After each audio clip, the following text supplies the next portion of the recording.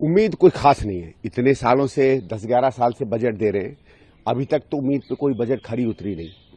यही देखेंगे कि कितना और अपने बड़े बड़े इनके जो पूंजीपति मित्र हैं उनके लिए कितने ये और आयाम निकालते हैं। ये क्या करते हैं, कुछ ऐसी ऐसी चीजें जोर से अनाउंस कर देते हैं जिसमें लोगों को लगता है कि जनहित में, गरीबों के हित में ये बहुत कुछ पैसा दे रहे हैं, और पीछे से अपने बड़े बड़े मित्रों को, पैसे वालों को, सबको कहीं ना कहीं ये मदद करते रहते हैं। तो मुझे लगता नहीं है कि आज की बजट भी उनसे कुछ अलग होगी।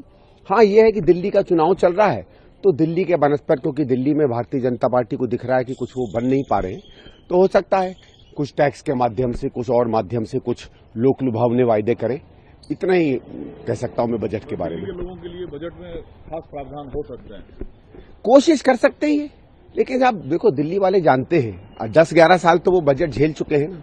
परेशान है यहाँ आदमी, जहाँ टैक्स देने वाला है वो परेशान है, जो नहीं टैक्स देता है उसे कुछ नहीं मिला। तो दोनों को कोई उम्मीद नहीं है बीजेपी से। इधर प्रधानमंत्री ने द्वारिका में एक रैली को संबोधित करते हुए कहा कि दिल्ली की महिलाओं से मैं अपील करता हूं, अपना मोबाइल नंबर बैंक खाते से लिंक कराएं और भाजपा की सरकार बनते ही पहले कैबिनेट में फैसला होते ही आपके खाते में 2500 रुपए आएंगे। ठीक है, वो तो सभी कह रहे हैं। उसमें देखिए, कांग्रेस ने भी कहा है 2500, हमने तो दिए भी हैं और राज्यों में हम भी देंगे। लेकिन इसके अलावा क्या दे रहे हैं, बात यह है क्या दिल्ली के विकास के लिए, दिल्ली के निर्माण के लिए, दिल्ली के पानी, बिजली की, स्कूलों की, अस्पतालों की, सड़कों की, बसों की जरूरतों के लिए भारतीय जनता पार्टी कुछ कर पाएगी?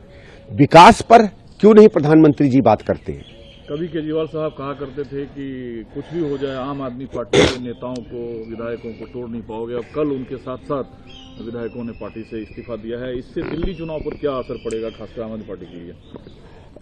देखिए, ये इनका जो ये कहना था कि किसी को तोड़ नहीं पाओगे, सब कट्टर ईमानदार है, वो तो चीजें ध्वस्त हो गई।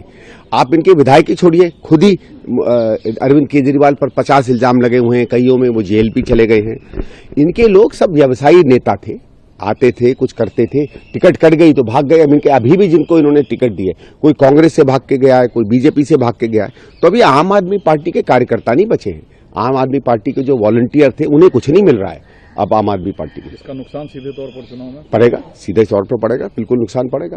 क्योंकि अब वॉलंटियर जो है वो पुराने विधायकों से जुड़ा होता है, उनके काम की उनको मदद मिलती है, और वो लोग जब पार्टी छोड़ते हैं तो अपने साथ बहुत बड़ा वोटर का हिस्सा लेके जाते हैं।